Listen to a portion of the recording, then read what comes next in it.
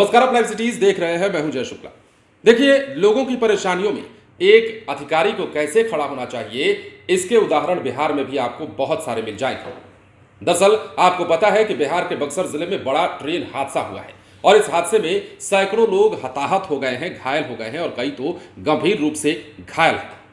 कई लोगों की जान भी चली गई है और अचानक चीख पुकार मच गया है। बिहार में इस बड़े हादसे को लेकर जहां जो मौजूद अधिकारी, बक्सर में जो मौजूद अधिकारी हैं, बड़े बड़े अधिकारी, चाहे वो एसपी हो, चाहे बक्सर के डीएम हो या फिर कमांडेंट हो, तमाम लोग जो हैं, आरपीएफ के कमांडेंट की हम बात कर रहे हैं, वो तमाम लोग जो हैं वो मौके पर पहुंच गए रात में ही जब यह हादसा हुआ। लेकिन उसके इतर एक आईएएस अधिकारी और है जो कि आधी रात में बक्सर के लोगों के लिए खड़े हो गए। मतलब बक्सर में जो ट्रेन हादसा हुआ था, उस हादसे में शिकार लोगों की देखभाल और उनके इलाज के लिए आधी रात को एक्टिव हो गए, खड़े हो गए और अस्पताल में डॉक्टरों को बुलाना शुरू कर दिया। हम बात कर रहे हैं भोजपुर के डीएम राजकुमार की, जो आधी रात को भी काफी एक्टिव दिखे हैं और साफ कह दिया है उन्होंने कि आने दीजिए, जितने भी लोग आते हैं उनके इलाज में कोई भी दिक्कत हम नहीं होने देंगे। और वाकई एक डीएम होने का उन्होंने फर्ज अदा किया है।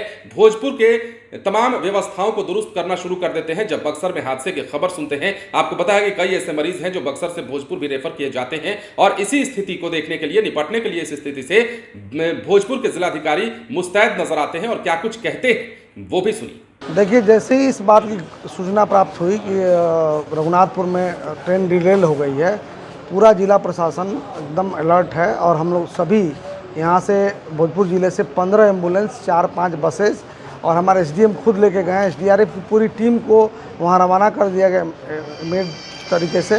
साथ ही साथ हम वहाँ से जो भी लोग पैसेंजर आएंगे उनके लिए हम स्टेशन पे हमारी 3 एम्बुलेंस खड़ी हैं और हमारे सभी जो अनुमंडलीय अस्पताल हैं और आप देख रहे हैं सदर अस्पताल में भी सारी व्यवस्था कर ली गई है। ब्लड बैंक को भी खोल दिया गया रात में।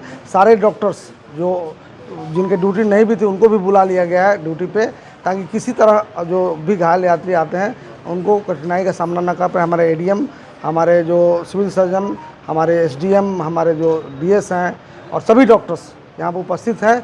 हम लोग किसी भी तरह के स्थिति से निपटने के लिए तैयार हैं और जो भी हर संभव मदद होगी विलम्ब किया जाएगा। कितनी संख्या में डॉक्टर यहाँ पर उपस्थित? देखिए, यहाँ पे जितने भी डॉक्टर हैं उन सबको बुलाया जा रहा है। जितने डॉक्टर यहाँ पास में थे, उस जिनकी ड्यूटी थी वो तो हैं ही, उसके अलावा भी जो आरा शहर में थे उनको बुला लिया गया।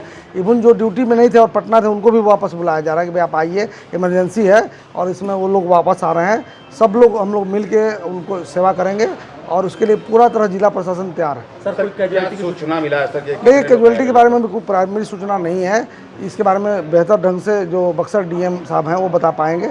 यहाँ पे हम लोग उनके जो कोई भी उपचार के लिए तैयारी कर रहे हैं, ताकि कोई भी अगर उस तरह के घायल मरीज आते हैं या पैसेंजर आते हैं उनका हम लोग इलाज करेंगे और उनको बेहतर से बेहतर इलाज दिया जाएगा। इवन एम्स पटना को भी अलर्ट पर रखा गया है कि कोई अगर उस तरह की विशेष परिस्थिति होती है पटना रेफर करने तो एम्स पटना में रेफर किया जाएगा। तो सुना आपने, तमाम चीजों को जानने के बाद और देखने के बाद, इस हादसे की खबर मिलने के बाद सभी डॉक्टरों को बुलाना शुरू कर देते हैं और अस्पताल में पहुंचकर तमाम व्यवस्थाएं देखने लगते हैं। तस्वीरों में आपने देखा भी है कि किस प्रकार एक एक चीजों को दुरुस्त किया जा रहा है। खुद कमरे में जाकर देख रहे हैं, पता लगाने की कोशिश कर रहे हैं कि कहीं कोई दिक्कत तो नहीं है। यदि घायल व्यक्ति हमारे यहाँ आते हैं, बक्सर से इलाज कराने के लिए पहुंचाए जाते हैं, तो फिर उनका इलाज कैसे तत्परता से संभव हो, इस तमाम चीजों को देख रहे थे और कह रहे थे कि कोई भी दिक्कत नहीं होने देंगे, आने दीजिए सभी को, सबकी व्यवस्था होगी।